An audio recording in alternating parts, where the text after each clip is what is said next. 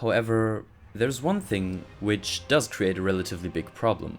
The tree sentinel, who is calmly sitting on his horse, just chilling around. He looks so good. The armor on his horse, his armor, especially his helmet, his halberd, his shield and his cape, everything about him looks so awesome. This is an amazing boss design. Not only that, but his attack animations look fantastic as well. It makes fighting him extremely fun. Plus, just the name Tree Sentinel. It sounds so cool, man. And I tried fighting him a few times right then and there, even though at this point I was way too weak to have a good chance. And it was still a lot of fun, even though I was barely doing any significant damage. And the soundtrack is great as well. But this was the part where I encountered the first very apparent frame stuttering. It was pretty bad. Every time I walked from the first site of grace to the first church with the merchant, I got at least 3 noticeable stutters, and also in the whole area in general. The biggest problem this created was when fighting the tree sentinel. And I'm pretty sure I could have killed him in my first few tries if it wasn't for that awful stuttering. It was most likely actually caused by the tree sentinel, because I later went back to him, and after defeating him, the stuttering completely went away, at least in this area. But yeah, anyway, the tree sentinel looks fucking sick, and I really enjoyed fighting him. And now it's boss time, baby. You fight Margaret the Fell Omen on this bridge right in front of Stormway Castle. So you step through the gate, onto the bridge, and before I talk on the fight itself, I briefly want to praise the intro cutscene, where Margaret spawns on top of one of the castle's towers, jumps down, and the fight begins. The landing is pretty freaking cool. Both the extreme dust and force created by his landing, and Margaret's stance after the wind clears the field of vision and we can see him again. Very nice stylistic choices. Aesthetically, the best looking thing about him are the many swirly horns sticking out of his head. Otherwise, he doesn't look all that spectacular, I think. And now we get to the fight. For him being the very first boss you encounter in the game, at least, you know, like the main bosses, he's very challenging. In the first phase, he mostly relies on hitting you with his staff, which is a pretty large hitbox. And on top, some of his attacks are incredibly delayed, to the point that I often dodged 2, sometimes even 3 times before he actually hit me. Although most of these attacks are pretty easy to deal with once you fought him a couple of times. With the easiest one being that one where he jumps towards you and rams his staff straight into the ground. And the toughest ones being those conjure daggers he attacks you with very quickly. He also throws them at you every time you try to back off and heal, which can get incredibly annoying. Aside from that though, this first phase isn't truly all that difficult. Most of his attacks are very clearly communicated, and once I saw them a couple of times, I could react to them with relative ease. However, his second phase is much tougher in comparison, and that's solely accomplished by 2 specific attacks. The first one being him swinging his staff and his new huge conjure hammer in a super tight time frame one after the other, which can be very tough to dodge.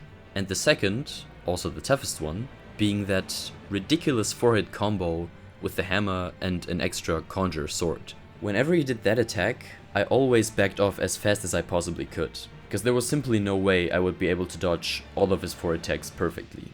Aside from that, the extremely easy attack in the first phase is now replaced with an exaggerated version, where he jumps up way higher than before and slams down with his hammer. This attack clearly has a larger hitbox than the first one, but it's equally as easy to dodge in my opinion. I think there is a great mix between easy attacks that, when handled correctly, offer a great window to deal damage, and much more difficult and more challenging attacks. Looking at my experience with this boss, the very first try I was doing very well. Like, strangely well. Maybe it was because I was tired, but that first try was very relaxed, and I had barely any issues with the first phase. You can see in the gameplay footage, I mostly just let him do his attacks and walked around him. It's kinda funny. It seems like I just let him do his stuff, and then see when I get some free hits in. However, then the second phase started, and I got wrecked instantly. And then the nightmare began. After that first pretty good try, I didn't do very well against him in the next 10 to 15 tries. In my defense, I was pretty tired, so you can't count all of these tries as actual quality tries, if you will. But yeah, it was still pretty bad on my part. However, this repeated trying and failing then finally led to my last try, which went very well. At that point, I had all his attacks strongly memorized, and I was able to beat him without much stress or struggle. And of course, I got that sweet victory rush that is so common in FromSoft's games. Just awesome. I think this fight is almost the perfect introduction. Most of Margaret's attacks are very tough. It teaches new players to have patience in deciding when to dodge and to really pay attention to a boss's animations. And the fight is all around just very fun. His attacks are all very different from one another, and there are a lot of different attacks he uses, which always keeps this fight engaging and fresh. I think his attacks, mechanically and in terms of animation, are the best part of the entire fight, much more than the design or the boss stage. However, the score is particularly brilliant. Especially the violin sticks out a lot to me. The soundtrack is just super awesome. I made sure to listen to the soundtrack afterwards, just focusing on the soundtrack itself. It sounds gorgeous. It's a great soundtrack. Yeah, pretty awesome first boss. And now we get to the end of Stormveil Castle, which means Godric the Grafted. Another very awesome boss in my eyes. Starting with the intro cutscene, it's pretty great. The two coolest things about it is the moment when he turns towards you and under his coat or whatever, all his arms appear. That shot just looks super great. Awesome cinematography. And the way he drags his golden axe across the ground is also very well done. Plus, of course, the final shot of him with his two axes on the right and his many arms sticking out of his completely disproportionate body. The boss stage also looks super epic, with the corpse of the dragon, the yellow/golden flowers on the ground, the dead trees and all the gravestones. It looks great. Especially the flowers and the trees remind me a bit of the German fight in Bloodborne. Now, let's get to the really good stuff, the boss design. I mean, come on, this is some next level creature design. I love the way Godric is that horrific abomination hulking over the player character. He's also holding two axes on his right, which he attacks you with. His two main upper limbs, I don't even want to call them arms, are extremely deformed and overproportionately long and huge compared to his head, torso and legs. He looks absolutely crazy. I don't even want to think about how disgusting he looks without clothes. His voice actor also does a phenomenal job in making this guy even more insane. Especially his laughter and screams are very well done.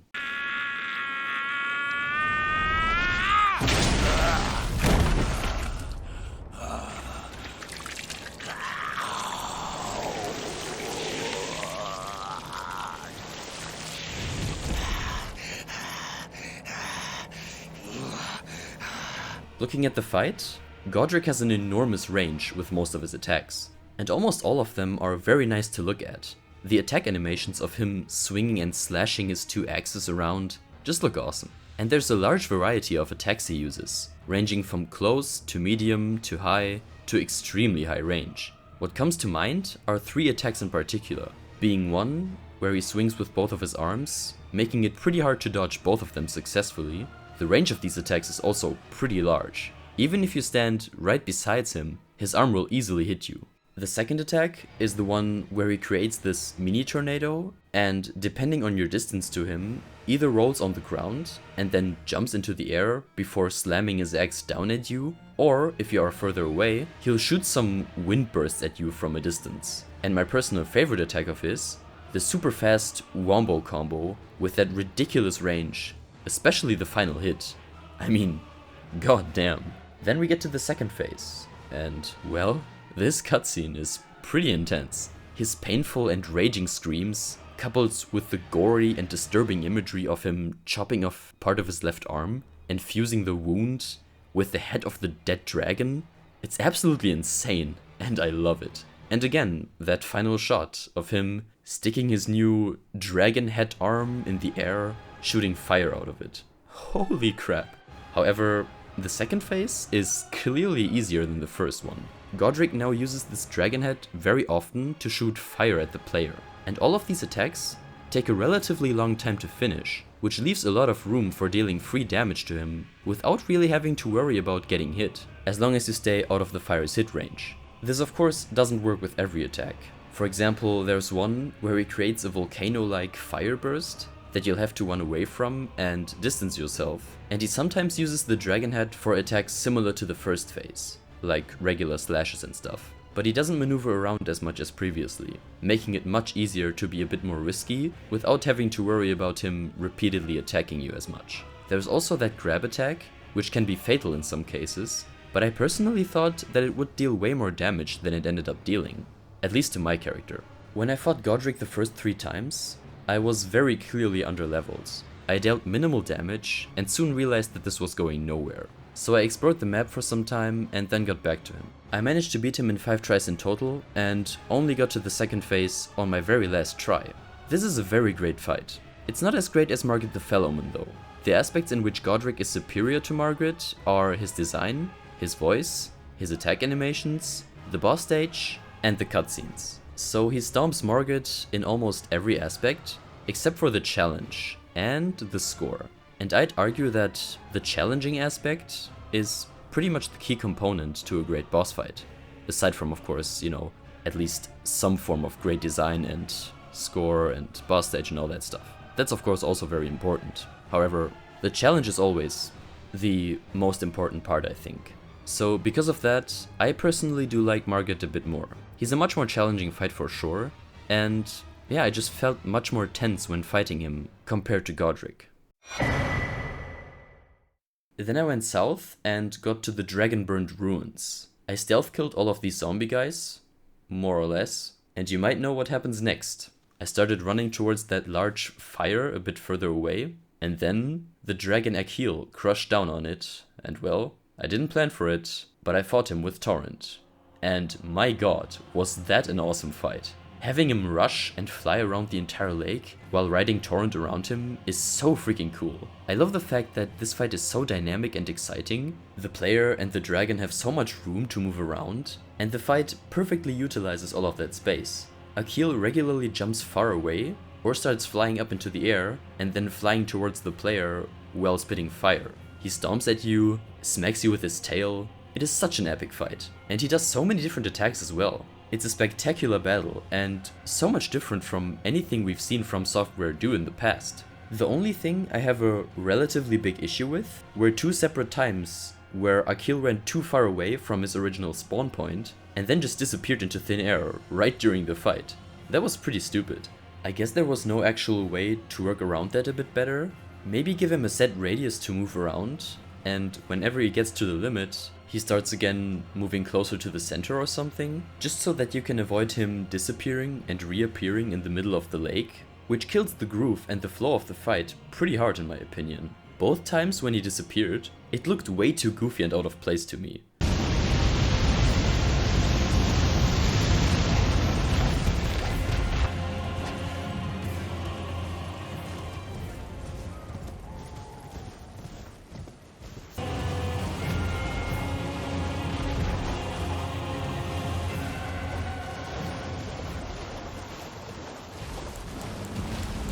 But otherwise, this is a freaking amazing boss fight. And I got him on my first try as well.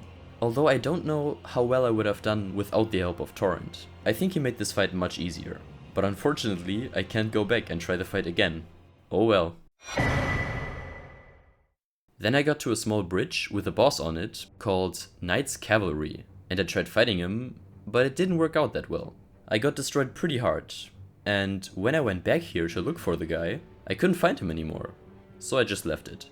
But this boss has an awesome design. He kinda looks like one of the 4 horsemen of hell, with his horse completely coated in black cloth, and his design is also great, especially his helmet and his halberd. What an edgelord. And he actually has the same moveset as the tree Sentinel, which is obviously awesome as well, because I love that fight. And then I went further down south to Peninsula, and did some stuff around there. I actually didn't step 1 foot out of it until I did everything I could in that entire part of the map. So I had a pretty completionist approach to Peninsula. And when I went a bit further, to the much more open space of the map, I came across the Deathbird mini-boss, who looks absolutely abhorrent, with his super slim and long limbs, that overly long and snaky neck, and that ugly, huge skull head. Yeah, so I lost the fight, unfortunately. But the weird part about that was, when I came back to fight him again, the dude was just gone. He was nowhere to be found. I dropped down further and further until I got to the very end of the castle. and beyond. And at the end, you fight Leonardo Misbegotten, which is some sort of mystical humanoid lion creature. He looks like a beast out of Greek mythology. I think his red mane looks especially cool, and the fight itself is pretty freaking intense. Leonardo is extremely aggressive and fast with his moves. He doesn't have a lot of health, but because he moves so fast, this fight can be quite challenging. It certainly was for me. All the swing attacks have a ridiculous range, and he just doesn't stop moving and jumping around, while attacking you with a plethora of incredibly fast attacks. However, once you do have experienced these attacks a couple of times, he's actually pretty easy to deal with. The main reason why it's a hard fight is his super aggressive fighting method, which makes it hard to even try and read his attacks and moves with much concentration. There's just no time to focus on that when you're constantly being bombarded with so many combos and large range sword attacks. This guy took me 4 tries in total. The first one, similar to Margaret the Fell, was actually pretty decent. The next ones were awful, both times I died in about 15 seconds, but the last one went pretty well and I managed to beat him without much effort. This fight is pretty cool, I think. It's very different from all the other bosses I've fought so far, and I also really like the boss stage of this one. You've got that nice infinite ocean in the background, and a very large dead tree with many small and one huge gravestone, plus the fact that it's raining and the water surrounding the boss area. Great stuff.